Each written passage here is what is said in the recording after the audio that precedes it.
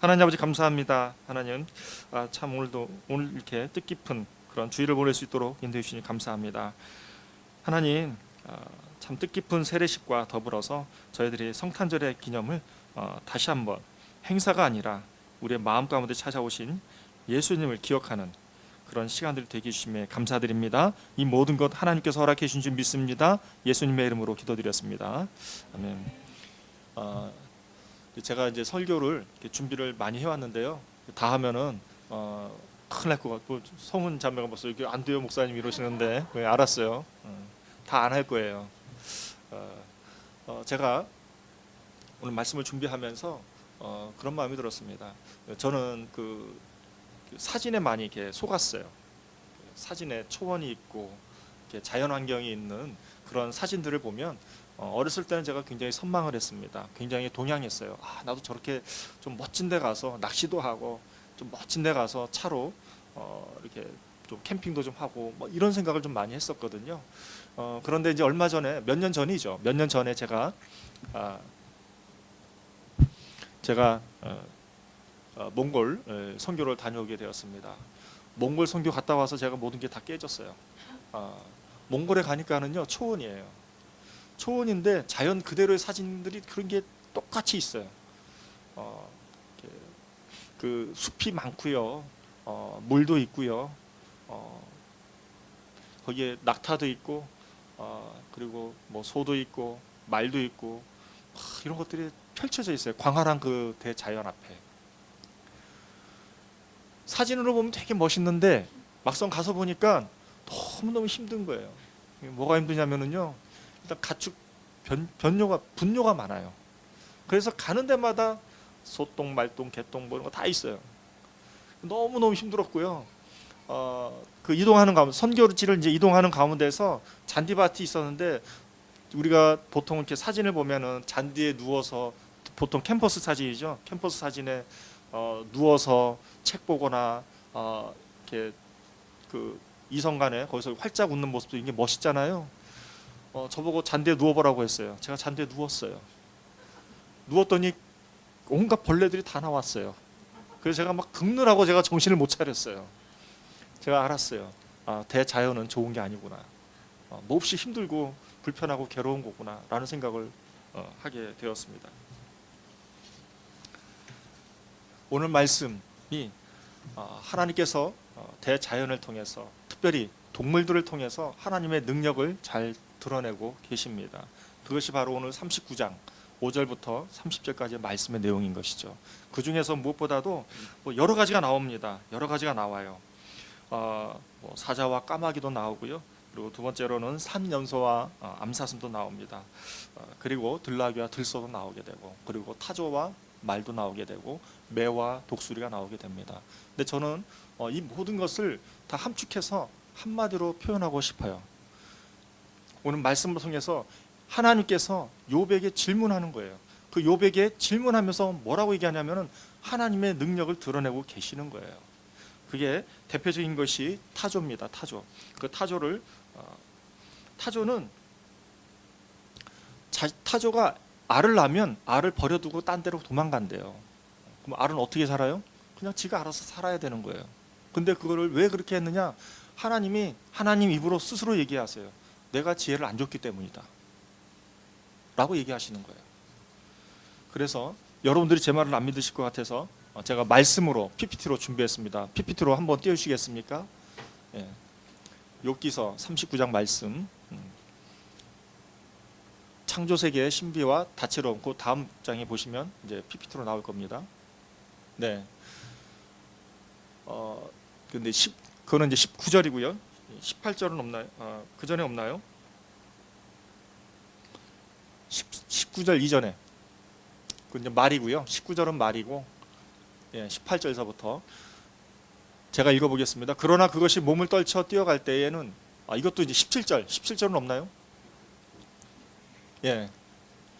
이게 이제 타조예요. 이는 하나님이 지혜를 베풀지 아니하셨고 총명을 주지 아니함이라. 이게 무슨 말이냐면 하나님이 타조에게 지혜를 안 줘서 타조가 어떻게 했다고요? 알을 낳았는데도 알을 땅바닥에 놔놓고 그냥 방치하고 딴 데 가는 거예요. 그리고 말은 힘이고 용맹이잖아요. 용기잖아요. 그 용기를 하나님께서 말에게 허락을 해 주셨다는 것이죠. 이게 18절 말씀하고 19절 말씀이에요. 18절 말씀. 그러나 그것이 몸을 떨쳐 뛰어갈 때 말이 뛰어가는 그 말 위에 그 위에 탄 자를 우습게 여기느니라. 그리고 이제 19절 뭐예요? 스피드. 타조와 말은 스피드가 빠르잖아요. 그걸 얘기하는 거고 19절에 말의 힘을 내가 주었느냐? 그 목에 흩날리는 갈기를 내가 입혔느냐? 무슨 말이냐면 하나님께서 그 힘, 스피드를 낼 수 있는 힘을 누가 줬냐는 거예요. 하나님께서 주셨다는 것입니다.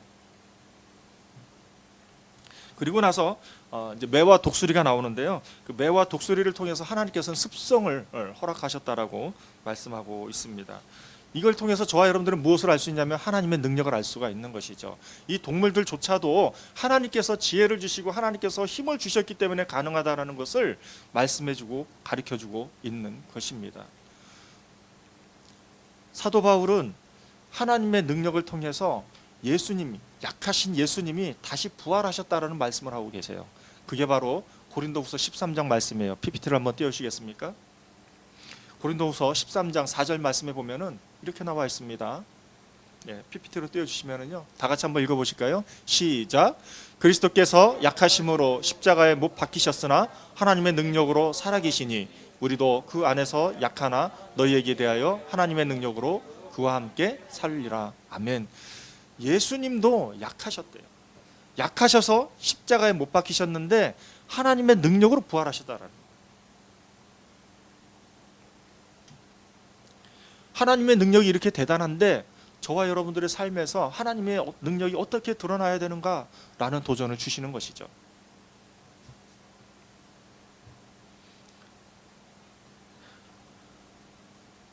저는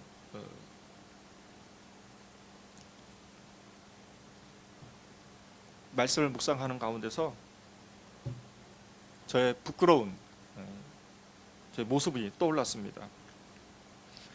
저는 젊었을 때는 완벽주의가 극심했어요. 완벽하지가 않으면은 이게 인정도 못하고 교만의 끝을 달리고 있었던 저였어요. 저는 제 힘과 제 능력을 믿고 그렇게 완벽을 추구했던 사람입니다. 비근한 예를 들자면 저희 집에서 저희 가정에서 정리정돈 안 돼 있고 그리고 깨끗해야 되는데 이런 것들이 제 기준에 충족이 되지 않으면은 저는 화가 나요. 그리고 짜증도 나고 그래서 이 집안 이 별거 아닌 것들이 굉장히 큰일이 돼버리는 경우도 많습니다. 지금은 많이 좋아졌죠. 지금은 굉장히 많이 관대해졌어요. 물론 인정하지 않으시겠지만 저는 많이 관대해졌어요. 이것보다 더 나아질 수는 없어요, 사실은. 더 비근한 예를 들자면 특별히 제가 이제 시간에 대한 강박관념이 큰데요. 뭔가 약속을 하면 또 일자를 약속한다든가 하면은 그게 안 되면은 힘들어요. 이게 막 긴장감도 막 생기고 특히나 이제 이게 몸에 너무 많이 뱄던 것들이어서 그래서 뭐 예전에 저희가 이제 천안에서 살 때 교회 한 번씩 올 때마다 정말 힘들었어요. 저는 예를 들어서 오전 8시에 출발하면 교회에 딱 11시 예배면 보통 9시에 도착하고 2시간 정도는 좀 쉬었다가 마음의 준비를 했다가 예배를 드려야 된다라는 강박이 있는데 저희 집에는 막상 그렇지가 않았어요. 그래서 맨날 아침마다 전쟁이었어요. 제 아내하고 갈등도 심했고 우리 자녀들에게도 화도 냈고 뭐 그런 것들이 삶에 있었던 것이죠. 이와는 전혀 다른 제게 큰 도전을 준 사건이 있는데 그것이 무엇이냐면 어느 기업에는 실패목이라고 하는 나무가 있대요. 그 회사 로비 앞에 큰 나무를 하나 걸어놓고 그 나무에다가 이렇게 메모를 써가지고 편지 이렇게 메모를 써가지고 자기가 실패한 것들을 왜 실패했는지부터 다 써가지고 나무에다 딱 걸어놓는 거예요. 크리스마스 추리 같이. 그러면 그 추리를 본 사장이 그 실패를 적어서 걸어놓은 사람에게 포상금을 주는 거예요. 누가 할까 이랬는데 전 사원이 그걸 다 써가지고 걸어놨대요. 그 실패목이 굉장히 크게 성장하고 그 실패목이 계속해서 성장하면서 열매가 주렁주렁 맺히기 시작했대요. 그 주렁주렁 맺히기 시작하면서 이 사원들이 마인드가 바뀌기 시작했대요. 아, 실패가 나쁜 게 아니구나. 실패를 통해서 자신의 상황을 뭐가 잘못됐고 뭐가 문제가 있었는지를 계속해서 점검을 하면서, 그러면서 실패를 두려워하지 않게 됐대요. 그래서 용기를 갖게 됐대요. 그렇게 도전하면서 계속해서 이 회사가 엄청난 성과를 내기 시작했어요. 제가 그 얘기를 듣고 제가 실패목을 만들었어요. 메모지에다가 실패한 거 하나하나 다 기록했어요. 아, 근데 그게 컴퓨터가 어느 날 갑자기 다 이상하게 되면서 다 데이터가 다 날아갔어요. 근데도 제가 그로부터 짜증이 나서 안 했는데, 어쨌든 그 실패목을 통해서 제가 큰 도전을 받았습니다. 제가 삶 가운데 하나하나 적용하기 시작했어요. 제가 제 아내하고 부부싸움을 할 때 왜 부부싸움을 했는지를 적기 시작했어요. 적으면서 나무에다 하나씩 걸어놨어요. 그 나무는 어느 나무? 이 휴대폰에 메모라고 하는 나무였어요. 그래서 계속해서 적어놓고 했어요. 세상에 제 실패가 그렇게 많은 줄 처음 알았어요. 그렇게 많은 실패들을 가지고서 제가 다시 이렇게 봤어요. 봤더니 너무너무 부끄러운 제 모습을 보게 된 거예요. 그렇게 되면서 또 시간 가지고 싸우고, 또 제 아내, 제 자녀들에게 양육하면서 싸우고 했던 모든 것들을, 실패목들을 하나하나 적어놓고 그걸 보면서 제 스스로 실패할 수 있구나, 나도. 그리고 제 자신에 대해서 완벽주의를 추구하고 완전주의를 추구했던 제가 조금 더 완화가 되어지는 그런 경험을 한 적이 있습니다. 그 경험이 어디서 나왔는가? 제가 그걸 실패한 것들을 가지고 하나님께 가지고 나아갔어요.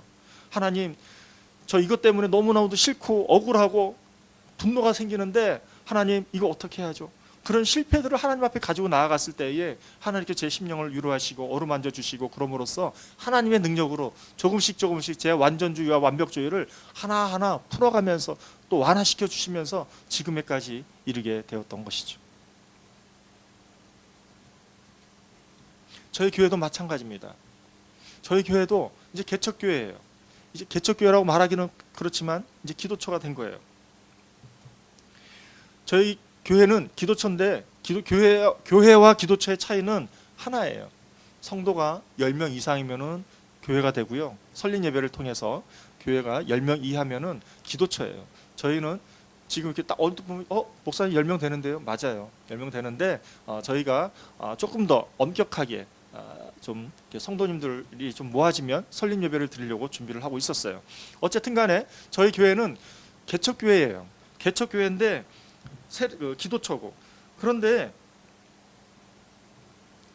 올해 기도처로서 지난 2년간을 흘려보냈고, 올해 들어서 저희 기도처가 큰 전환이 되었는데, 이 전환을 통해서 제가 드리고자 하는 말씀은 뭐냐면요, 설립 예배가 우리 주만나교회에 주는 의미가 무엇이냐는 것이죠. 저는 이렇게 생각이 되어졌습니다. 주만나교회가 이전에는 사역자 중심의 기도처였다면, 이제는 사역자 중심이 아니라 평신도 중심의 기도처이고, 이 기도처를 통해서 설립 예배가 드려진다고 하면은 조금 더 교회로서 성장한 모습은 아닐까. 또 그 개척교회로서의 성장되어지는 그 모습들 가운데서, 그러면 우리 주만나교회의 내용이 무엇이냐는 거예요. 내용이. 그 내용이라는 것은 크게 두 가지로 할 수가 있는데요. 하나는 저희 주만나 교회가 이제는 순장으로서 또 지도자를 하나하나 세워지게 되면서, 그러면서 주만나 교회가 좀 더 하나님의 능력이 순장으로서 드러나는 모습을 갖춰짐으로써 드러낼 수 있다는 것이죠. 그리고 또 다른 하나가 무엇일까요? 그것은 다름이 아니라 가정입니다. 가정을 세우는 것이죠. 미혼인 사람들은 결혼을 하는 것이고, 결혼한 사람들은 더 풍성한 가정을 일구는 것이고, 그런데 그냥 그렇게 가정을 세워나가는 것이 아니라 하나하나 배워가면서, 또 순장 지도자로 세워지는 것이 무엇입니까? 1:1 제자 양육을 통해서, 가정은 부부학교라든지 신혼예배학교를 통해서, 결혼예배학교를 통해서 하나하나 가정을 세워나가야 하는 것이죠. 그랬을 때에 주만나교회가 그 내용이 채워지는 것이고, 그 내용을 통해서 우리는 무엇을 바라보냐면 선교를 바라본다는 것이죠. 결국엔 선교의 지향점이 두 갈래로 나뉘어진다라고 여러분들에게 말씀드릴 수 있습니다. 이것이 무엇인가? 이것이 하나님께서 저와 여러분들에게 주신 능력인 줄 믿습니다. 저와 여러분들이 이를 위해서 힘쓰고 애쓰고 기도하고 준비를 하였으면 좋겠어요. 올 한 해 되돌이켜 보니까 하나님께서 저희에게 많은 복을 주셨는데요. 정말 이 복이 우리가 노력해서 받았나? 그렇지가 않죠. 하나님의 능력으로 저희가 그 복을 받고 또 누리고 있는 것이지 않겠습니까? 저와 여러분들이 이러한 복을 누리셨으면 좋겠고, 이 교회를 통해서 저와 여러분들이 정체성이 해결되었으면 좋겠고요. 또 소속감도 해결되었으면 좋겠고요. 하나님으로부터 사랑받는다는 것을 느꼈으면 좋겠고요. 또 더 나아가서 내 인생에 있어서의 삶의 보람이라든지 의미라든지 비전을 바라볼 수 있는 그런 계기가 되었으면 좋겠습니다. 이것이 저와 여러분들에게 주신 하나님의 능력이죠. 믿습니다. 기도하겠습니다. 하나님 아버지 감사합니다. 하나님, 저희들이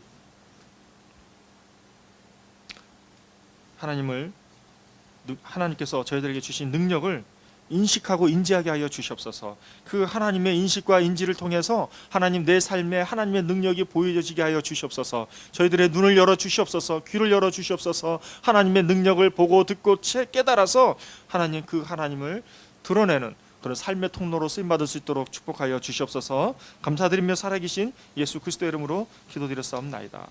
아멘.